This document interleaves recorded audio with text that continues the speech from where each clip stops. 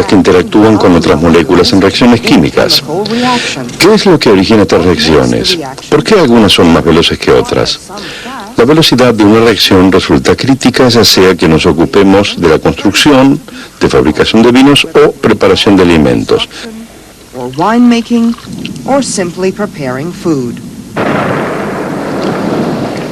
Para entender esta dinámica debemos investigar las fuerzas motrices.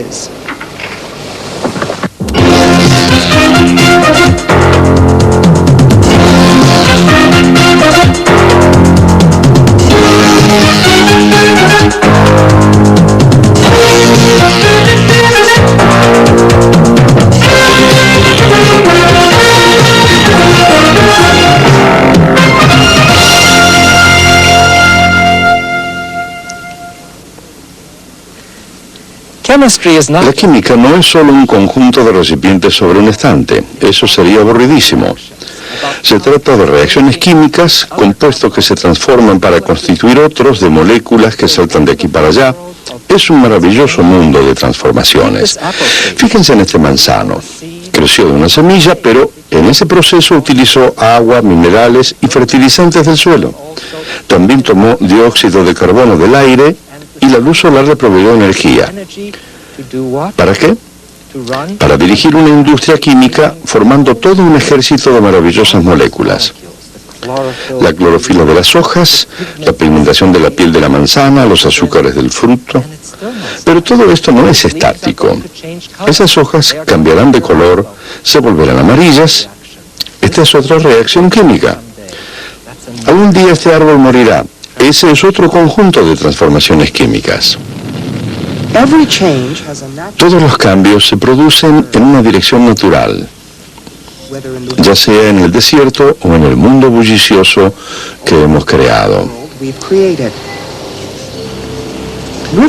Los ríos fluyen hacia el mar, nunca en sentido contrario.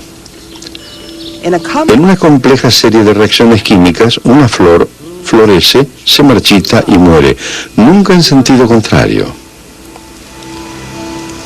Al quemar madera se produce dióxido de carbono y agua.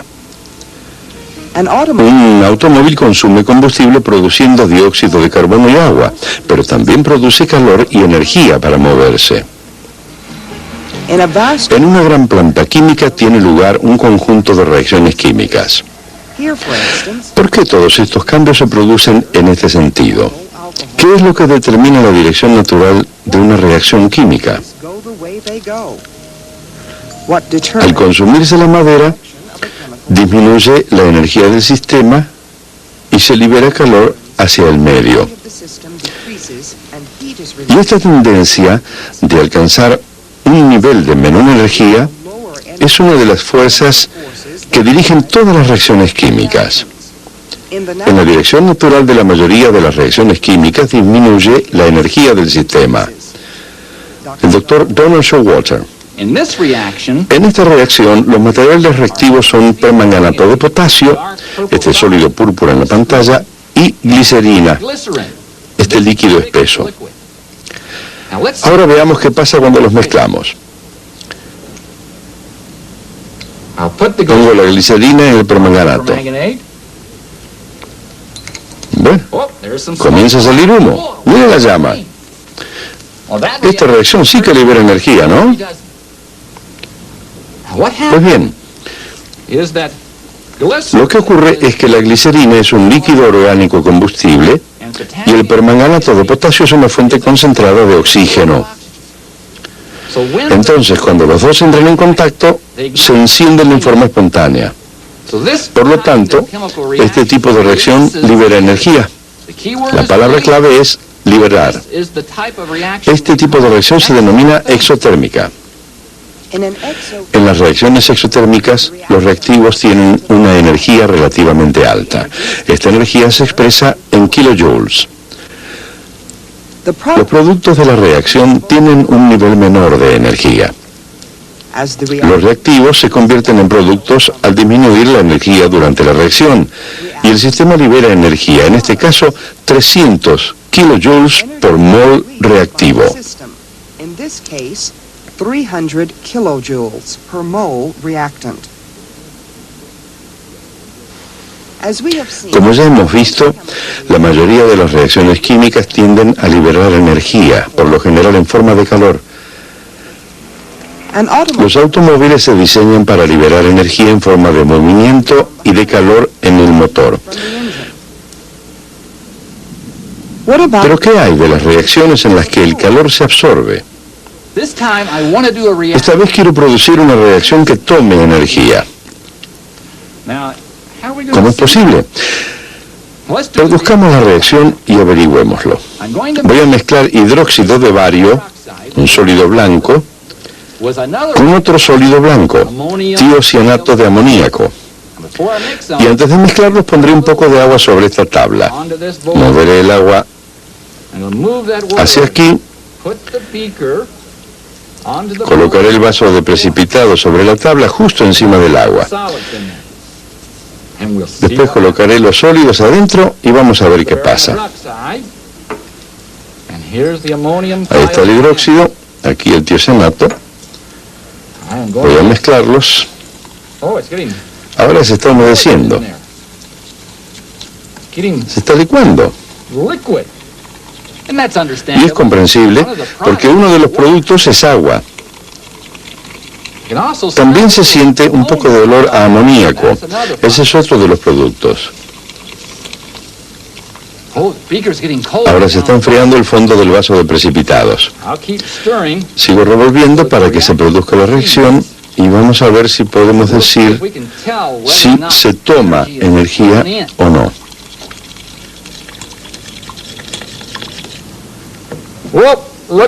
Miren esto. El vaso de precipitado se ha pegado a la tabla por efecto del frío. Este es un ejemplo de una reacción química endotérmica, una que toma energía. En este caso se toma energía del medio. Por eso el vaso de precipitados se enfrió tanto que hizo que se congelara el agua que había en la tabla. Entonces el vaso de precipitados se pegó con firmeza a la tabla por efecto del frío. ¿Qué les parece? En las reacciones endotérmicas, los reactivos tienen una energía relativamente baja. Los productos tienen un nivel mayor de energía. Los reactivos se convierten en productos al aumentar la energía durante la reacción.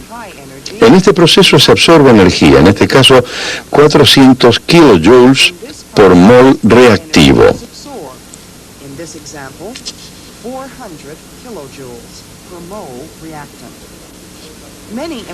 Muchas reacciones químicas importantes toman energía. Las plantas y los animales no podrían crecer sin consumir energía.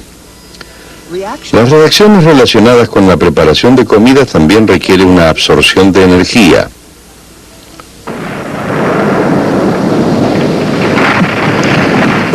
Pero una variación de energía no es todo. Existe una segunda fuerza motriz, una tendencia a aumentar el desorden. El nombre científico de este desorden es entropía. La entropía es un tema fascinante. Vamos a ver cómo funciona. Aquí tengo un par de cosas que mostrarán a la entropía como una fuerza motriz. Vamos a empezar con esta. Este vaso de precipitados contiene agua pura. Agrego unas gotas de tintura. Sí, ya se sabe que la tintura y el agua no reaccionarán químicamente, pero miren esto. La tintura y el agua se están mezclando lentamente por sí mismos sin ninguna ayuda. Bueno, vamos a acelerar un poco la mezcla. Pues bien,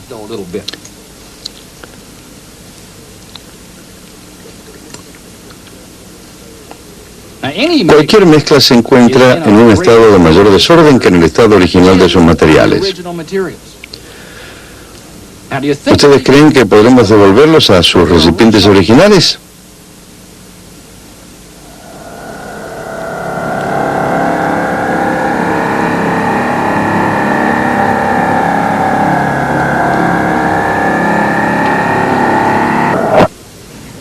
Bueno, esto es solo un truco de televisión. Sabemos que eso no sucede en el mundo real.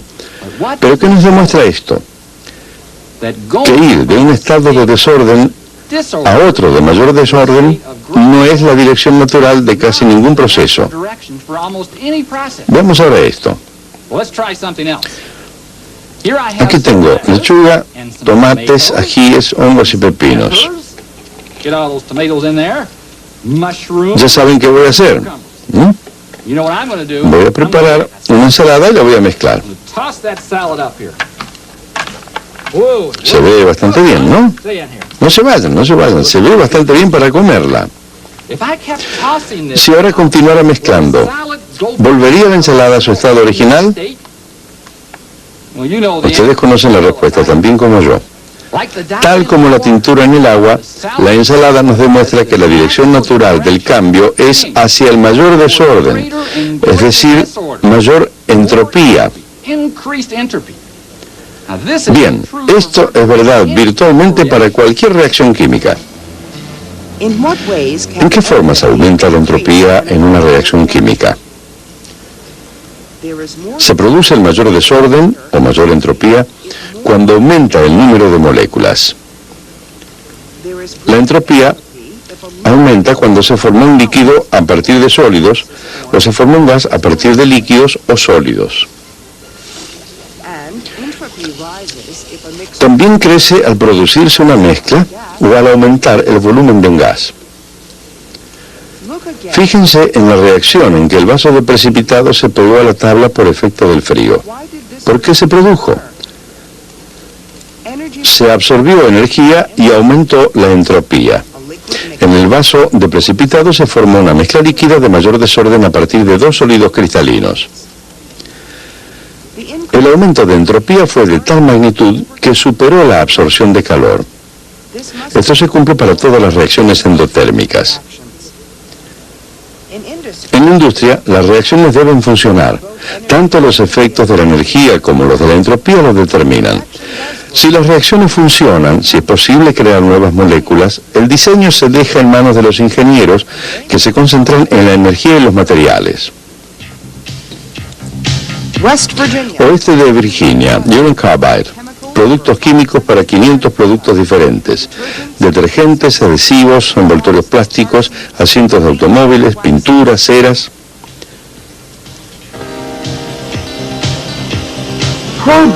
Si investigan la estructura de las cañerías y las torres, hallarán algo más que un flujo de materiales. Hay un flujo de energía. Energía. Cualquiera sean los resultados de las reacciones químicas, los ingenieros deben conservarla. Por lo general, las reacciones son exotérmicas, expiden energía calórica. El objetivo de los diseñadores de plantas es reutilizar esa energía para minimizar la pérdida de toda la planta. Entonces transportan el vapor a través de los caños rojos que se ven en este modelo a escala, y fuera de la planta el vapor circula de un punto a otro, de una reacción a otra.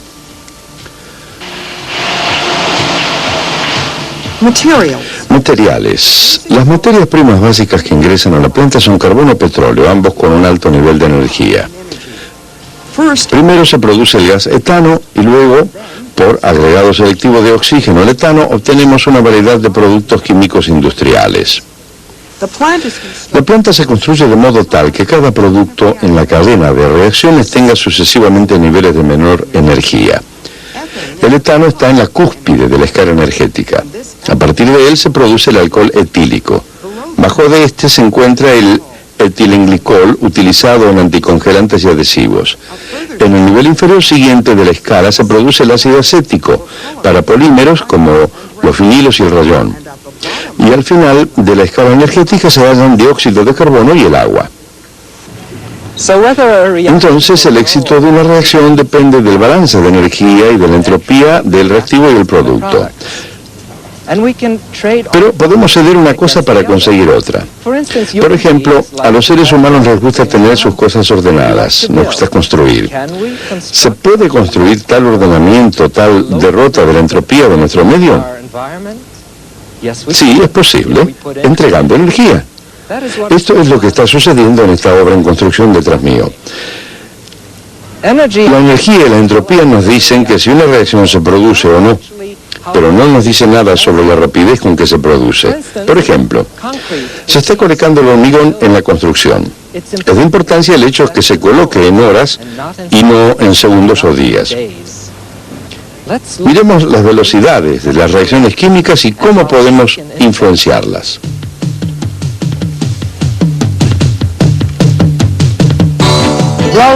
Caminos, diques, puentes, iglesias, casas y oficinas. La química se encuentra en todo ese hormigón. Transportada en cilindros, la mezcla de agua, cemento y grava no se transforma en hormigón hasta que se coloca en el emplazamiento. Una vez en el lugar, se deja reaccionar lentamente. El agua y el cemento reaccionan produciendo puentes microscópicos de silicato de calcio con la grava. Si el armazón de madera no se deja durante el tiempo necesario para que se complete la reacción, las consecuencias pueden ser desastrosas.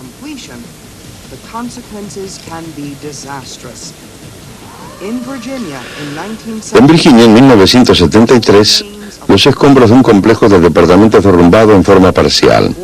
14 personas murieron. Demasiada prisa para el largo tiempo de reacción necesario para obtener un hormigón resistente. La velocidad de cualquier reacción química depende de varios factores. Don Showalter. Echemos una mirada a una de las reacciones más comunes de todas, la combustión. Aquí tenemos un trozo de madera. Como todos sabemos, la madera seca arde fácilmente en contacto con el aire. Recuerden, el aire tiene un 21% de oxígeno. No se quema. Debemos encenderla para que funcione, ¿no? Encendámosla con este fósforo. La enciendo y el oxígeno del aire reacciona con la madera. Aquí va. Ahora está ardiendo bastante bien, pero no realmente bien. Me pregunto si ardería mejor en contacto con este 100% de oxígeno. Vamos a ver. Bueno, miren esto. La velocidad de la reacción aumentó en forma drástica. ¿Qué nos dice esto? Bueno, tenemos un par de cosas. La velocidad de la reacción aumenta con el aumento de temperatura. Recuerden el fósforo. Y también aumenta a mayor concentración de ingredientes. Recuerden el aumento de 20 a 100% de oxígeno.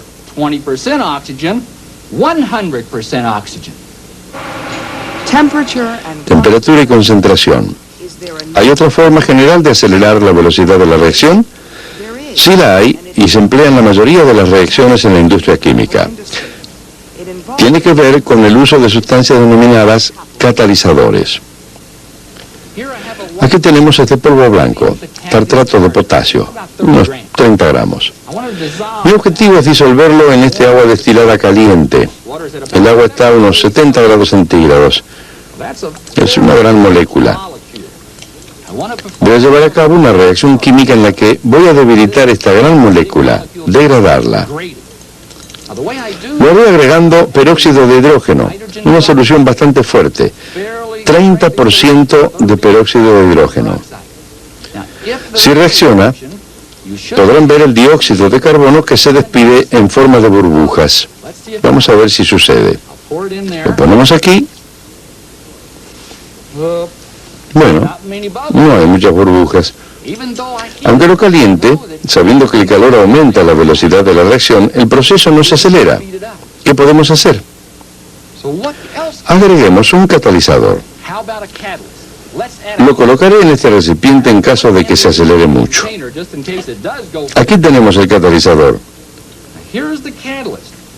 Una solución de cloruro de cobalto. Agreguemos la mezcla y vamos a ver qué pasa.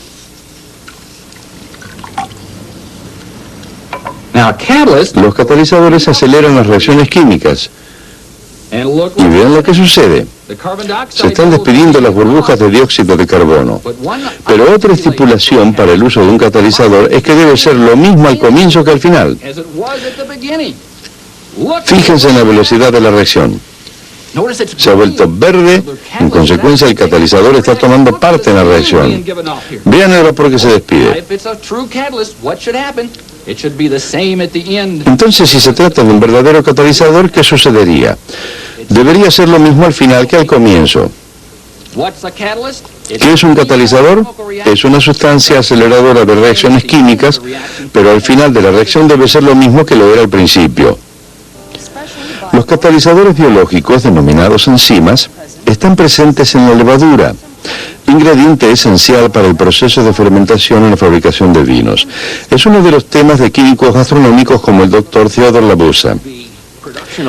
La producción de vinos a partir de las uvas es un proceso de fermentación. En este caso tomamos el jugo de las uvas, que tiene azúcares, y le agregamos levadura. En los viejos tiempos no se agregaba levadura porque no se conocía, pero la propia piel de la uva contiene levadura natural, y en condiciones adecuadas de temperatura, la levadura fermenta y produce alcohol, el cual, de hecho, previene el desarrollo de otros microbios que puedan echarlo a perder. Si esto no se realizara en las condiciones adecuadas, se obtendría algo en verdad horrible que no sería precisamente un buen Cabernet Sauvignon.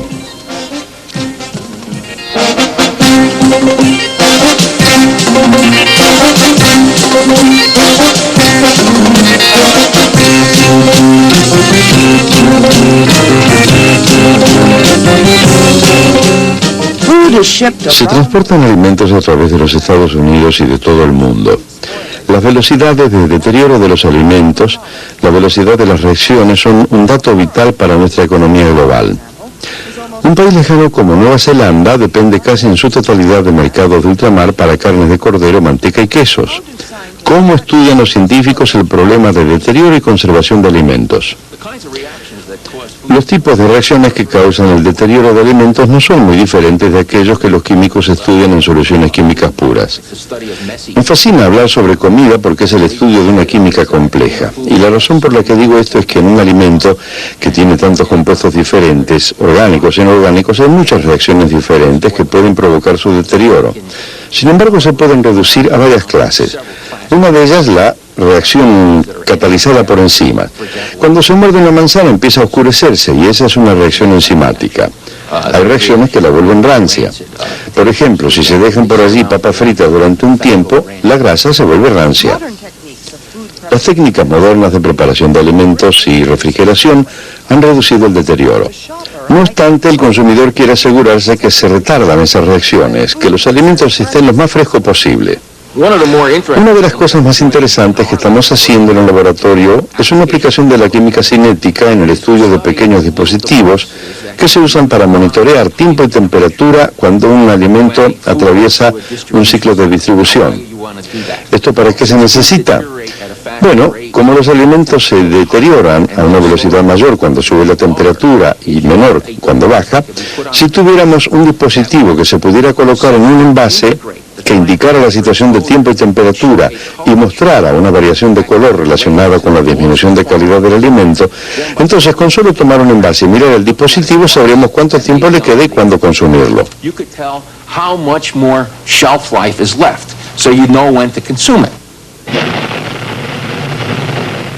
Del supermercado al espacio. El programa de tripulación espacial ha sido un desafío interesante para los químicos gastronómicos que investigan las velocidades de reacción. Dr. Labuza, ¿para qué se necesitan alimentos espaciales de larga vida? Los astronautas estaban allí desde unos días hasta quizá varias semanas. En realidad había que producir alimentos entre 6 y 9 meses antes, porque nunca sabíamos cuándo partiría una nave. Entonces los alimentos debían almacenarse y había que asegurarse que cuando la nave partiera la calidad de los alimentos fuera buena. Por eso debíamos estudiar el envase y la velocidad con que disminuía la calidad, de tal manera que pudiéramos minimizar la velocidad de esa disminución de calidad. En resumen, en toda reacción química, las sustancias se transforman en sustancias completamente diferentes. La dirección natural de una reacción química se determina por su tendencia a ir en el sentido de menor energía y mayor entropía. En las reacciones exotérmicas se libera energía. En las reacciones endotérmicas, la energía se absorbe. La naturaleza de las sustancias, su concentración y su temperatura determinan la velocidad de la reacción química. Catalizador es una sustancia que acelera las reacciones químicas. Algunas veces, en el caso de la preservación de alimentos, es necesario disminuir la velocidad de las reacciones químicas. Saben, cuando observo esa reacción que Don Roboto produjo en el laboratorio cuando mezcló el peróxido de hidrógeno con una solución de tartrato de potasio, y al principio no pasó nada, y luego agregó el catalizador y se produjeron cambios de color y burbujas. Cuando observo eso, me domina una terrible ansiedad. Quiero saber qué va a suceder. No estoy satisfecho con solo ver los colores. Quiero saber qué están haciendo las moléculas, cómo puedo hacerlo, cómo puedo averiguar algo sobre esas cositas. Bueno, esos colores pueden verse a través de un espectrómetro. Esos mensajes anteriores pueden descifrarse. Esos cambios se producen rápido, pero puedo tratar de moverme con rapidez, puedo tratar de luchar contra la naturaleza y disminuir la velocidad de la reacción enfriándola. Puedo construir un espectrómetro más veloz, con lentitud, con laboriosidad. Puedo construir una imagen de lo que sucede en una reacción química, ya sea de un experimento o de otro, o de las hojas de aquel árbol. La explicación reside en el nivel molecular y eso lo veremos en nuestro próximo programa.